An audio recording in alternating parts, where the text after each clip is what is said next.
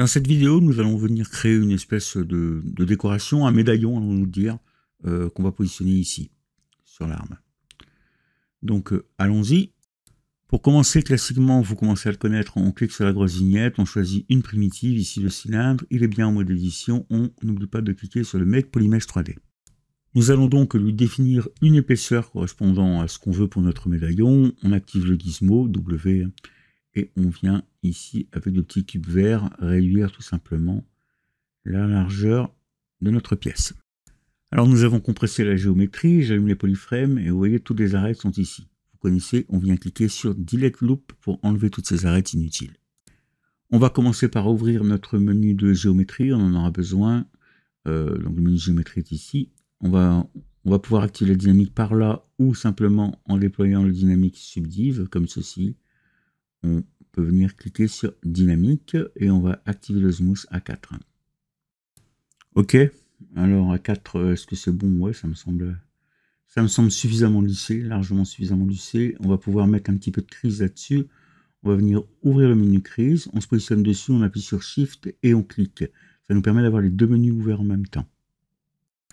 Avec le slider de crise ici, on va descendre à 3 et on va cliquer sur le bouton crise. Et on a donc la forme que l'on voulait, impeccable avec un petit peu de bevel.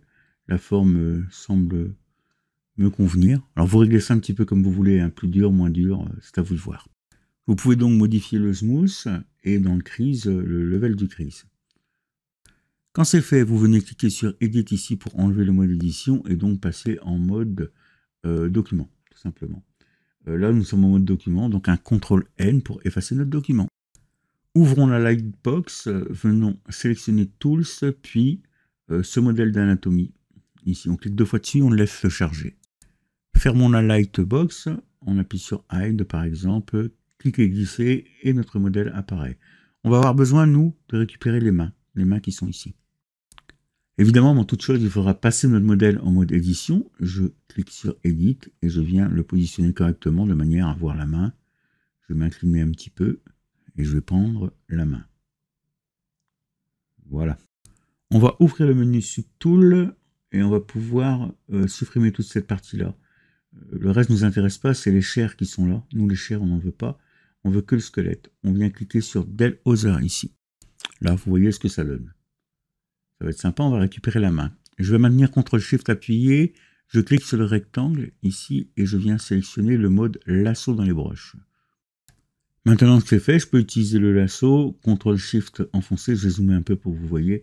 Donc CTRL-SHIFT enfoncé, puis avec le lasso, je viens comme ça faire le tour pour récupérer les os de la main. Vous voyez, hop, et là vous vous dites il en manque, ce n'est pas grave, ne vous inquiétez pas. Là on voit qu'il manque une partie des polygones. Ici en bas, par exemple, sur le doigt, c'est très visible. CTRL-SHIFT en maintenant A appuyé, donc 3 touches en même temps, et on récupère l'intégralité. Je n'oublie pas de venir cliquer sur Delete pour supprimer l'intégralité de ce qui ne nous sert pas, puis je resélectionne une main pour n'en avoir qu'une seule.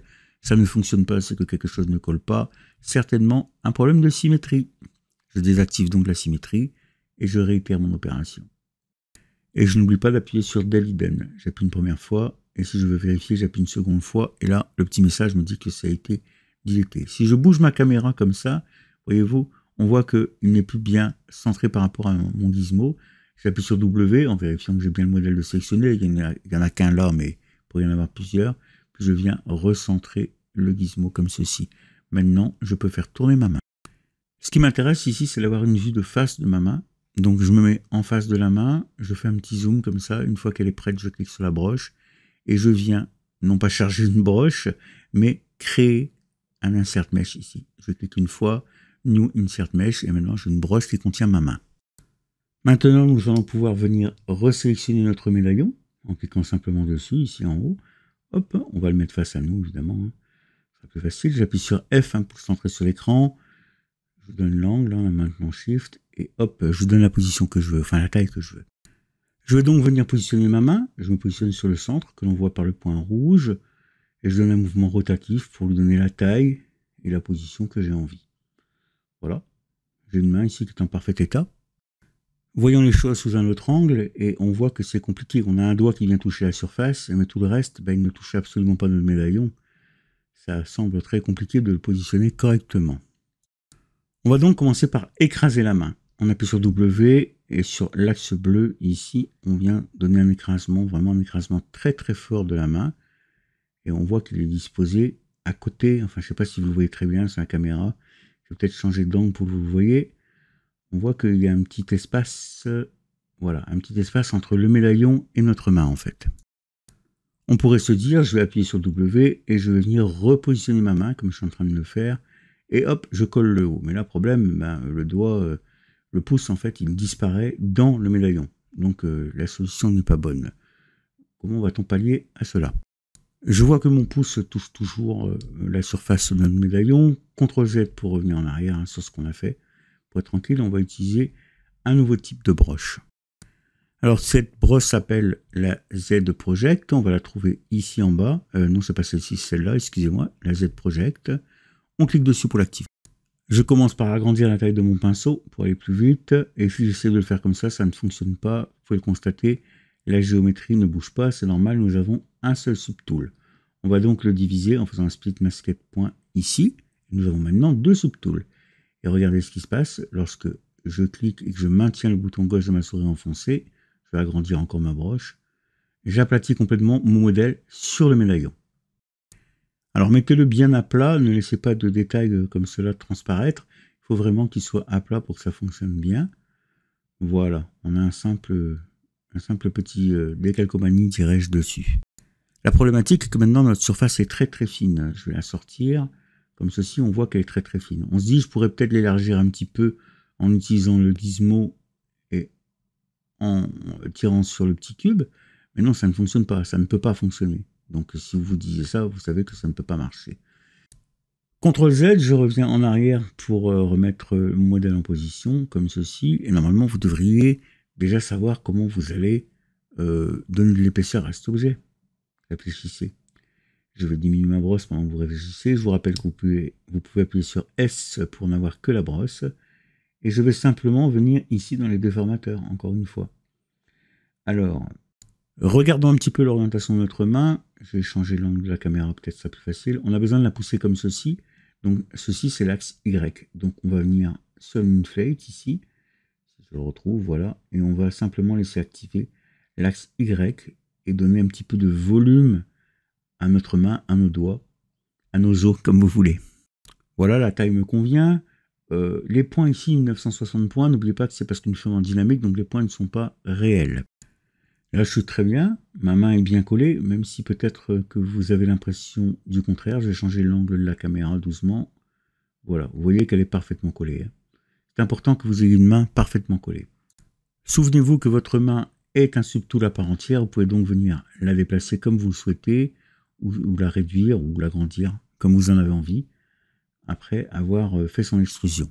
Ici, autour, on a du vide, beaucoup trop de vide. On va être obligé de placer quelque chose. On va voir ça tout de suite. On va pas se prendre la tête, on va utiliser des IMM qui sont préconçus, on va choisir la brosse IMM Model Kit, comme ceci, à l'intérieur, une fois qu'elle sera chargée. On a plein de modèles, je vais chercher quelque chose d'assez arrondi, comme cette pièce par exemple, ou celle-là. Voyons la différence entre les deux. Je fais la première, ouais, et je vais faire la seconde. J'incline la caméra, on voit que la seconde est un petit peu plus bombée que la première. Je vais donc opter pour la seconde. Voilà. Après, vous faites le choix que vous voulez, vous pouvez mettre ce que vous voulez, des boulons, ce qui vous fait plaisir. Il faut que je fasse le tour ici, je vais jouer avec la symétrie. Je vais donc activer la symétrie. Sur l'axe Y, je désactive X, et il va falloir que j'en mette plusieurs, donc j'active le radial, à 8 c'est pas mal. Et je vais pouvoir comme ça venir placer 8 objets d'un coup. Alors, fiez-vous à votre curseur, hein, pas au point rouge. Voilà, je place les objets, je regarde. Je trouve que c'est encore un petit peu vide. Donc finalement, je vais augmenter le nombre d'objets que je veux. Je vais en mettre le double. Il ne faut pas tout à fait. 15. Allez, 15, ça ira très bien. Voilà. Je vais pas entrer et je recommence.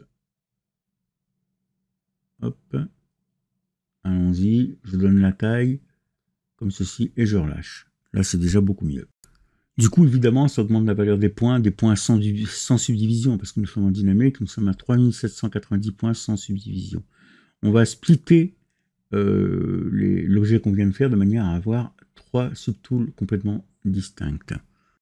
Nous allons réduire les polygones de notre modèle qui est en dynamique. On va venir simplement enlever un peu le smooth ici, je vais le mettre à 2 pour ces petites demi-sphères ici. Et à 2, vous voyez, on ne voit pas les polygones. Hein. On ne les voit pas du tout, ça me semble pas mal. Il ne faut pas qu'il y ait des reflets de polygones, ça serait dommage, parce que sur l'image, ça pourrait se voir. C'est une image que vous faites en gros plan. Donc, je vais les mettre à 0 pour que vous voyez. Donc, je les mets à 0, et voilà, vous voyez, on voit bien les polygones. Donc, à 2, ça me semble correct. À vous de décider ce que vous voulez faire. Cela nous donne un total de 1830 points. Ok, on va cliquer sur la main, ici, qui est à 1960 points, et on va réduire les subdivisions. Alors, elle bavouille un peu si on réduit les subdivisions. Là, je suis à 3. Et vous voyez les petits accrochages. Alors, ça aussi, vous pouvez espacer en allant dans déformation. On va retourner dans l'inflate, et on va changer simplement les axes. On va le mettre sur l'axe X, comme ceci. Vous allez donner un petit coup d'inflate, alors à droite, à gauche, faites vos tests. Hein. Et vous voyez, vous pouvez écarter les os, comme ça. Ça peut être sympa, ça peut donner des petits effets sympathiques. À vous de voir comment vous voulez le gérer. Donc 3 de subdivision ici, 1960 points, on nous dit. Je me perds. Donc géométrie, apply bien entendu, pour appliquer l'intégralité. Lorsqu'on apply, rappelez-vous, on passe directement en subdivision que je vais appeler réelle pour leur donner un nom. Donc je vais les réduire un petit peu pour avoir moins de polygones. Cette fois-ci, les polygones, on est à 45 000. Il faut que les contours ici soient à peu près nets. Donc 45 000, je peux baisser un peu, 2 de subdivision. On ne voit pas grand-chose comme différence. Hein. Et là, on passe directement en 11 000.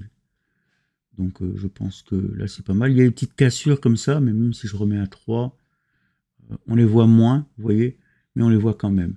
Donc je vais redescendre à 2.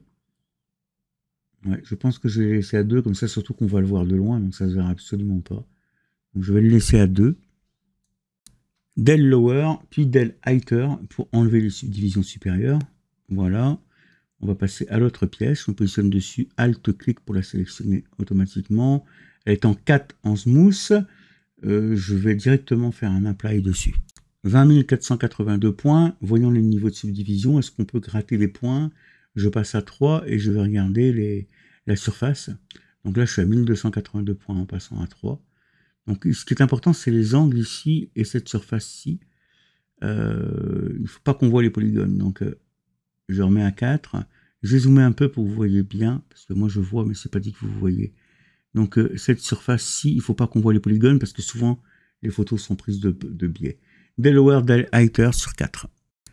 L'objectif maintenant, ça va être de créer un seul subtool. Je sélectionne le premier, et je viens dans Merge ici. Je clique sur Merge Down. Alors, je vais peut-être vous afficher avant les polygroupes, vérifiez bien qu'ils soient d'une couleur différente. Là, les deux mauves sont un petit peu proches. Je vais simplement les changer pour bien les reconnaître. Voilà. Là, on a du bleu. Ici, nous avons du marron. Je vais appeler ça comme ça. Et ici, du violet. Ici, pardon, du violet. Donc, 3 polygroupes complètement différents. Je sélectionne le premier. Comme je le disais, Merge Down. Je clique sur Always. Hein, et puis, je recommence une fois pour faire un seul polygroupe. Ça y est, nous avons créé notre médaillon. Je vais enlever les poly F. Je vous rappelle, c'est Shift F, hein, le raccourci si vous voulez le faire au clavier. Je cherche mon arme en fait. Et comme je vous parle, je me suis perdu. Mon arme est ici. Donc je reprends mon arme qui apparaît toujours dans les positions. Je ne sais pas comment elle peut être comme ça, puisque c'est pas comme ça qu'on la sauvegarde. Mais enfin bon. Voilà, une fois que je suis là, je vais pouvoir venir cliquer sur Append ici et sélectionner notre pièce qui est celle-ci. Pourquoi est-ce que j'ai la main à côté là? Je me demande. Je clique sur celle-ci. Hop, attendez, j'ai fait une petite erreur. CTRL Z, je reviens en arrière. Et je vais donc refaire un append. Je refais l'append. Je reclique sur ma pièce pour être certain de l'avoir en sélection et pour vous montrer comment le faire surtout. Et du coup, je vais dézoomer un petit peu. Ma pièce, on la voit, elle est là. J'ouvre les subtools pour voir si je ne l'ai pas en double. Je descends l'ascenseur et ça ne me rate pas. Évidemment, je l'ai en double. Alors j'en sélectionne un. Et je peux désactiver l'œil sur l'autre en sélectionnant celui-ci. Donc maintenant je vais pouvoir faire une rotation à 90 degrés. Avant tout je vais réinitialiser mon gizmo, donc ça vous connaissez ça par cœur, et je viens de faire une rotation donc sur l'axe rouge pour commencer. On va commencer comme ça, 90. Alors j'ai encore les deux, hein, je me suis mal débrouillé, je vais enlever l'autre tout de suite après. Alors 90 degrés comme ceci. Je vais venir dilater le second, parce que je travaille sur celui-là et c'est l'autre qu'il me faut. Donc celui-là, vous voyez, il n'a pas bougé, il n'a pas tourné. On peut même venir le modifier. Hein. Il y a pas de, ils sont pas couplés. Je sélectionne celui que je veux supprimer, ça va être celui-là, celui qu'on voit à l'écran. Je clique sur Delete, OK. J'ai donc l'autre pièce qui est là maintenant, en plein milieu de mon arme. Je réactive mon gizmo et je viens comme ça la sortir. Voilà, on va lui faire une petite rotation 90 degrés, toujours pareil. Comme ceci, prenez votre temps, vous n'êtes pas pressé. 90, on va le mettre à l'échelle, comme ceci. Et ensuite, vous le positionnez. Alors là, évidemment, vous êtes libre de le mettre à l'échelle et à la position que vous voulez. Vous venez le plaquer en le faisant bien toucher l'autre surface pour pas qu'il n'y ait de jour. Et là, on est impeccable. On a un modèle qui est impeccable. On peut peut-être le modifier un petit peu sur sa taille, enfin pour mon cas au moins. Vous voyez, vous pouvez revenir dessus quand vous voulez. Hop, je l'agrandis un petit peu pour que ce soit plus sympa. On peut changer le matériel, on va mettre un droplet. Voilà, vous voyez le résultat. Il est pas mal. Et les bords sont nets, hein, vous voyez. Alors, j'espère que ça se passe bien à la caméra, sinon vous le voyez chez vous. Hein. Et quand on regarde les bords ici, les polygones, ici, on ne les voit absolument pas sur notre médaillon. Hein. Voilà.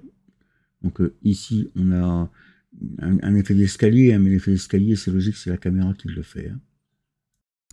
On peut essayer comme ça d'autres matériaux. Hein. Par exemple, qu'est-ce que je pourrais prendre? Celui-ci, vous voyez.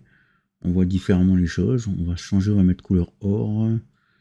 Où est-il? La nouvelle mise à jour, ils vont changer de place. Voilà, couleur or. Et vous voyez que notre médaillon, il a du style quand même en or. Enfin, je le trouve pas mal, moi. Voilà. Après, peut-être qu'il est un petit peu vide. Il faudrait peut-être rajouter quelques trucs. Je repasse en basique matériel. Ouais, il est peut-être un petit peu vide. À vous de le retravailler si besoin.